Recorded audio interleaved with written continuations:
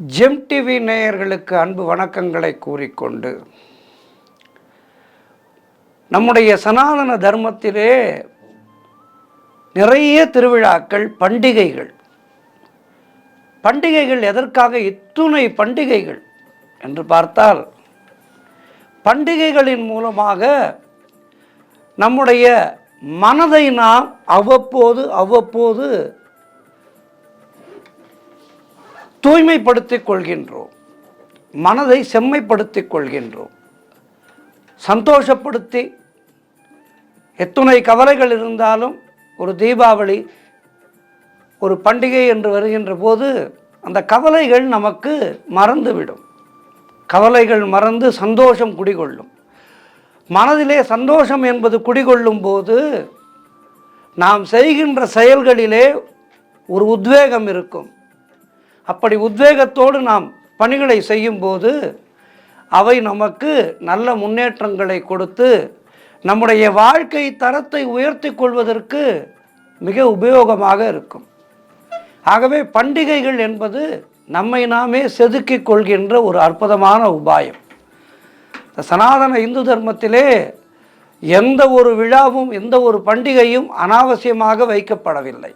இன்றைக்கு நாம் காண இருப்பது நவராத்திரி வர இருக்கின்றது. இந்த நவராத்திரி எப்படி கொண்டாட வேண்டும், நவராத்திரியை ஆன்மீக ரீதியாக எப்படி விரதங்கள் இருந்து கொண்டாடலாம், நவராத்திரி கொண்டாடுவதனால் நமக்கு என்ன பயன், இவற்றையெல்லாம் தான் இன்றைய இந்த ஆன்மீக சிந்தனையிலே நாம் பார்க்க இருக்கின்றோம். சக்தி தேவி, சக்தி இல்லாமல் இந்த உலகம் இல்லை. சக்தி தேவியின் அருள் இல்லாமல் இந்த உலகம் தான் என்ன இயங்குமோ. நம்முடைய உடலையே எடுத்துக்கொள்வோம். உடம்புல சக்தி ரொம்ப குறைஞ்சி போச்சுப்பா, இதனை சொல்லுபவர்கள் நிறைய பேர் இருக்கின்றார்கள். ஒரு வயதுக்கு மேல் உடல் நாம் சொன்ன சொல்லை கேட்காது. அப்போது நாம் என்ன சொல்கின்றோம்? உடலிலே சக்தி குறைந்து விட்டது. ஆக அன்றைக்கு சிவபெருமான் தன்னுடைய உடலிலே பாதியை சக்தி தேவிக்கு கொடுத்து அர்த்தநாரீஸ்வரராக இருந்தார். நம்ம எல்லோருக்கும் அம்மையப்பன் அவர்தானே. ஆகவே அந்த அம்மையப்பன் வழியிலே நாம் இருக்கின்றோம்.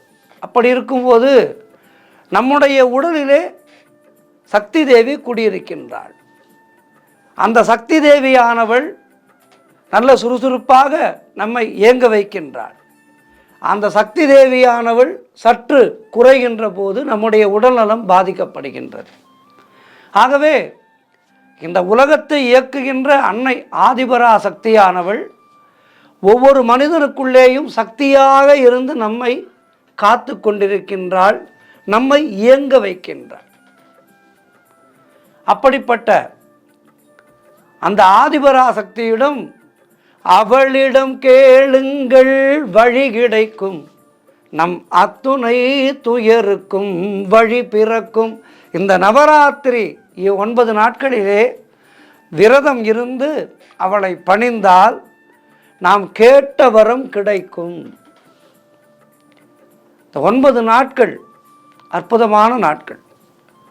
மகிஷன் என்கின்ற அரக்கனை சம்ஹாரம் செய்த துர்காதேவி ஒரு பாலாவாக வந்து, சிறுமியாக வந்து அவனை சம்ஹாரம் செய்தார், மகிஷாசுர மர்தினி.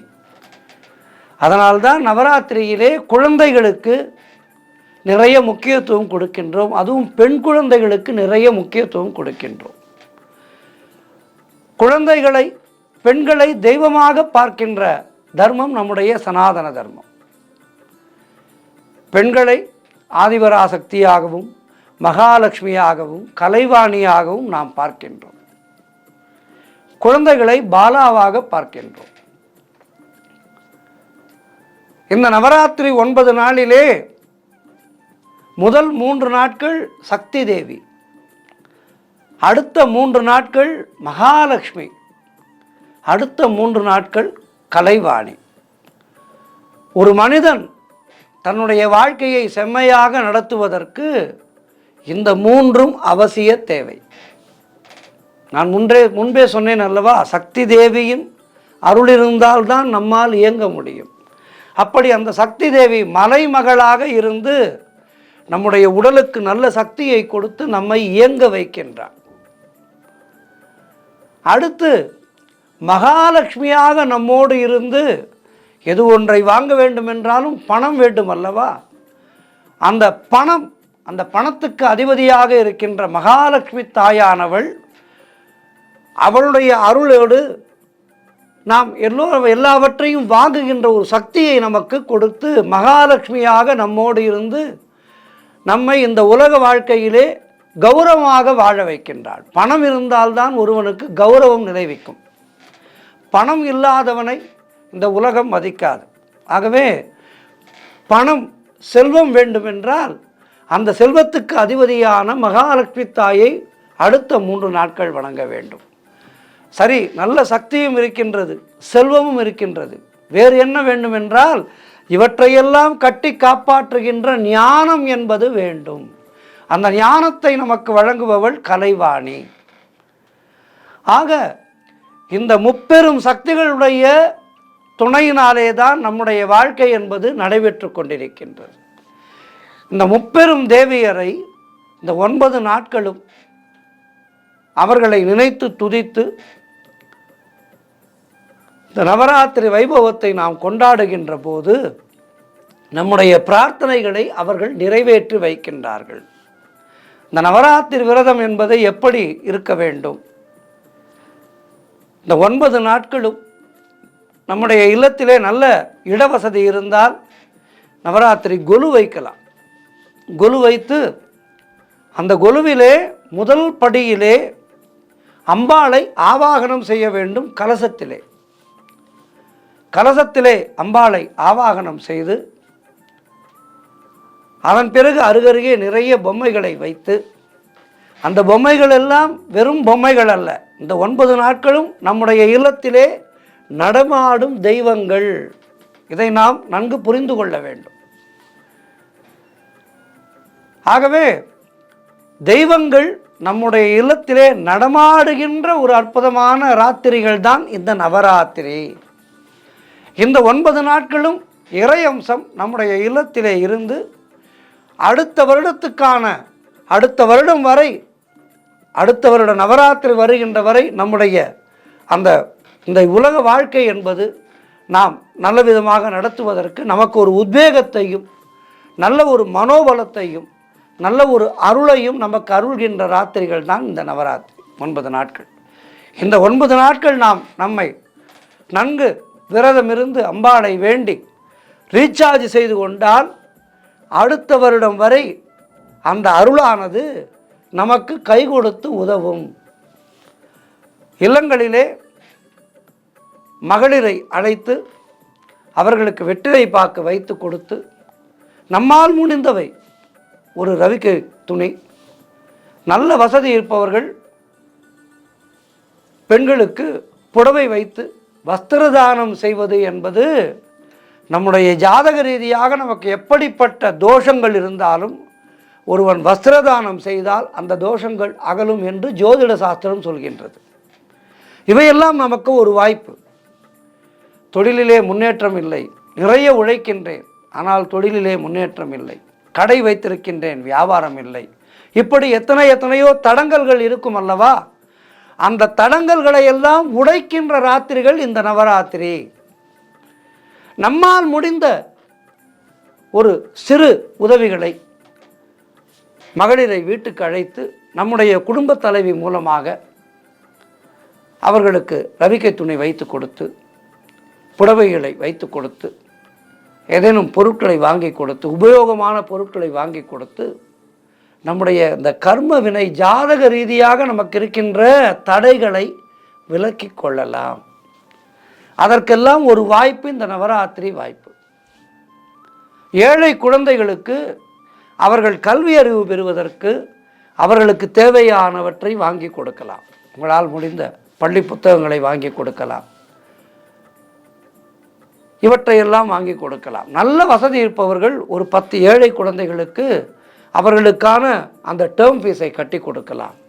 இவற்றையெல்லாம் செய்தால் இறை அருள் நமக்கு பரிபூர்ணமாக கிடைக்கும்.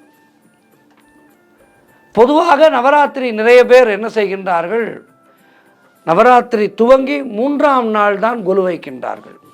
ஆனால் உண்மையிலே அப்படி செய்யக்கூடாது. அமாவாசை அன்று கொலு வைத்து விட வேண்டும். அமாவாசைக்கு முதல் நாளே படியை எல்லாம் தயார் செய்து கொள்ளுங்கள். படிகளை 3 படியோ 5 படியோ 9 படியோ 7 படியோ உங்களுடைய வீட்டிலே இருக்கின்ற வசதிக்கேற்ப அதற்கேற்ற வைத்தால் போதும். அந்த படிகளை தயார் செய்து கொண்டு முதல் நாளே தயார் செய்து கொண்டு அமாவாசை அன்று கொலு பொம்மைகளை அழகாக வைத்து தயார் செய்து வைத்து விட வேண்டும். மறுநாள் பிரதமை. அதற்கு மறுநாளிலிருந்து இல்லத்துக்கு அனைவரும் வர துவங்குவார்கள். அவர்களுக்கெல்லாம் வெற்றிலை பாக்கு வைத்து கொடுத்து நம்முடைய நவராத்திரி விரதத்தை கடைபிடிக்கலாம். இல்லத்திலே பெண்கள் என்ன செய்ய வேண்டும், இந்த நவராத்திரி வேளையிலே அதிகாலையிலேயே எழுந்து நீராடி பூஜை அறையை நன்கு சுத்தப்படுத்தி கொலு வைத்திருக்கின்ற இடத்திலே அழகாக கோலம் போட்டு விளக்கேற்ற வேண்டும். கொலு வைத்திருக்கின்ற இடத்திலேயும் விளக்கேற்ற வேண்டும். சுவாமிக்கென்று தனி அறை இருந்தால், பூஜை அறை இருந்தால் அந்த அறையிலே விளக்கேற்ற வேண்டும். ஆக 2 இடங்களிலேயும் விளக்கேற்ற வேண்டும். நான் முன்பே சொன்னது போல் தெய்வங்கள் நம்மோடு நடமாடுகின்ற நாட்கள் இந்த 9 நாட்கள். தெய்வங்கள் நம்முடன் இருக்கும்போது நாம் எப்படி இருக்க வேண்டும், அப்படி இருக்க வேண்டும். இந்த 9 நாட்களும் நமக்கு தெரிந்த பக்தி பாடல்களை எல்லாம் பாடி அம்பாளை தினந்தோறும் மாலை வேளையிலே நம்முடைய இல்லத்திலே பூஜை செய்து வரவேற்க வேண்டும். மாலையிலே நம்மால் முடிந்த சுண்டல் மற்றும் பலகாரங்களை செய்து அம்பாளுக்கு நிவேதனம் செய்து பகிர்ந்து உண்ண வேண்டும். பலருக்கும் கொடுத்து நாமும் உண்ண வேண்டும். நம்முடைய இந்து தர்மத்திலே சொல்லப்பட்டிருக்கின்ற எல்லா தத்துவங்களுமே பகிர்ந்து உண்ணுதல், இதைத்தான் சொல்லியிருக்கின்றார்கள்.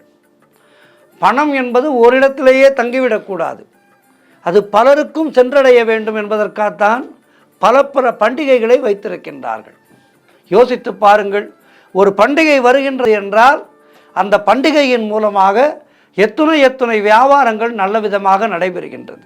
அப்படி நடைபெறும் போது செல்வந்தரிடம் இருக்கின்ற செல்வமானது எல்லோருக்கும் செல்கின்றது. ஆகவே